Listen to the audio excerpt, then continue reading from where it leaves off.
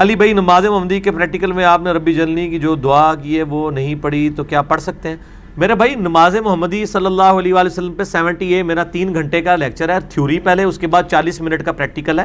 15 minute والا جو practical ہے وہ شارٹ ہے، پورا پریکٹیکل 45 منٹ کا ہے. وہ 70A کا ہی آخری پورشن ہے. اس میں نے بتایا ہے، بخاری میں حدیث ہے کہ جب نماز میں درود شریف پڑھ چکو تو پھر جو چاہو اپنے رب سے مانگو، تو ساری دعائیں پڑھ سکتے ہیں. البتہ صحیح مسلم میں ایک حدیث ہے کہ طاؤس تابعی جو تھے، جو شخص نماز کے تشہد میں اللہم انی اعوذ بک من عذاب جہنم ومن عذاب القبر ومن فتنۃ المحیا والممات ومن شر فتنۃ المسیح الدجال نہیں پڑھتا تھا نا، تو اس کو کہتے تھے تیری نماز ہی نہیں ہوئی، دوبارہ پڑھ. اور وہ کہتے تھے کہ چونکہ نبی علیہ السلام نے 4 چیزوں کے شر سے بچنے کی دعا مانگنے کا حکم دیا ہے، لہٰذا نماز کے تشہد میں یہ دعا مانگنا ضروری ہے. اور اگر کوئی یہ دعا نہیں مانگتا تھا اس کو کہتا تھا تو نماز ہی دوبارہ پڑھ.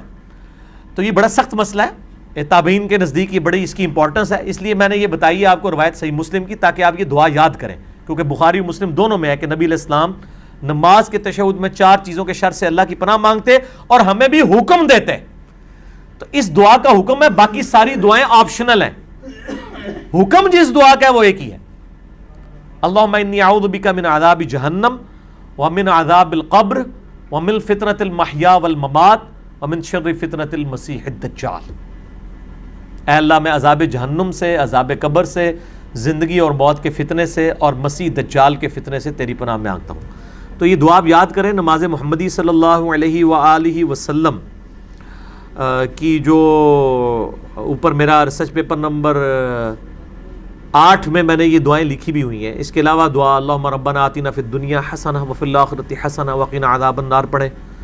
حضرت ابوبکر صدیق کو صحیح بخاری میں آتا ہے نبی علیہ السلام نے اسپیشل دعا سکھائی تھی تشہد میں پڑھنے کے لیے، اللہم انی ظلمت نفسی ظلما کثیرا ولا یغفر الذنوب الا انت فاغفر لی مغفرۃ من عندک وارحمنی انک انت الغفور الرحیم. اور جتنی دعائیں آپ کو یاد ہیں، دعائے ماثورہ. دعائے ماثورہ وہ ان دعاؤں کو کہتے ہیں جو کتاب و سنت کے اندر آئی ہیں. پچھلی دفعہ آپ نے ایک دعا بتائی تھی کہ نماز کے آخر میں جو بخاری شریف میں اس کے بغیر کیا واقعی نماز نہیں ہوتی، جس میں 4 چیزوں سے پناہ مانگی ہے. میں نے اس میں بتایا تھا یہ طاؤس تابعی کا قول ہے. وہ یہ سمجھتے تھے کہ نماز نہیں ہوتی، ہمارے نزدیک تو ہو جاتی ہے. ہمارے نزدیک تو درود شریف جس نے پڑھ لیا اس کی نماز ہوگی، دعا پڑھنا سنت ہے، فرض نہیں ہے.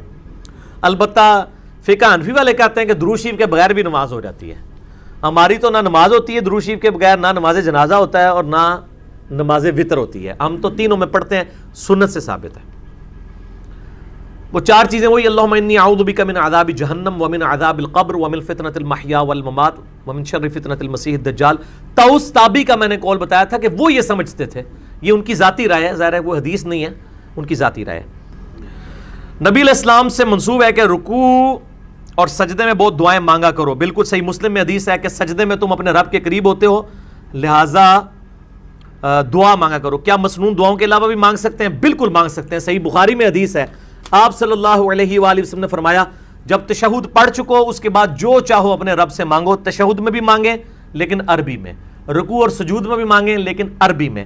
اور میرے ایک کلپ ہے کہ سب سے بہترین دعا کیا ہے صحیح بخاری اور مسلم سے، اللہم ربنا آتنا فی الدنیا حسنہ وفی الآخرۃ حسنۃ وقنا عذاب النار. اے اللہ ہمیں اس دنیا میں بھلائیاں عطا فرما اور آخرت کی بھلائیاں بھی عطا فرما، اور آخرت کی سب سے بڑی بھلائی عطا فرما وقنا عذاب النار، ہمیں دوزخ کے عذاب سے بچا لے.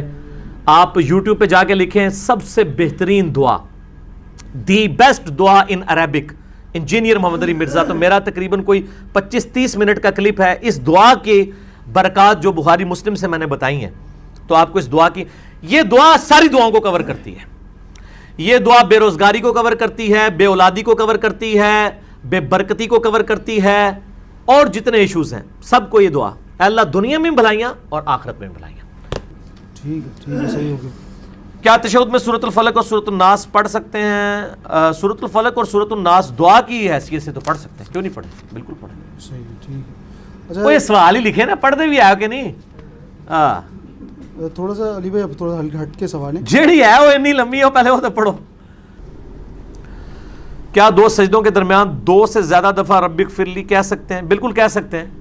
3 دفعہ کہیں 4 دفعہ کہیں کوئی مسئلہ نہیں ہے. اور ایک اور دعا بھی مکحول تابعی سے صحیح سند سے ثابت ہے, ویسے نبی الاسلام سے بھی ہے ابو داؤد ترمذی میں, لیکن روایت کمزور ہے. صحیح روایت مصنف ابن ابی شیبہ میں ہے.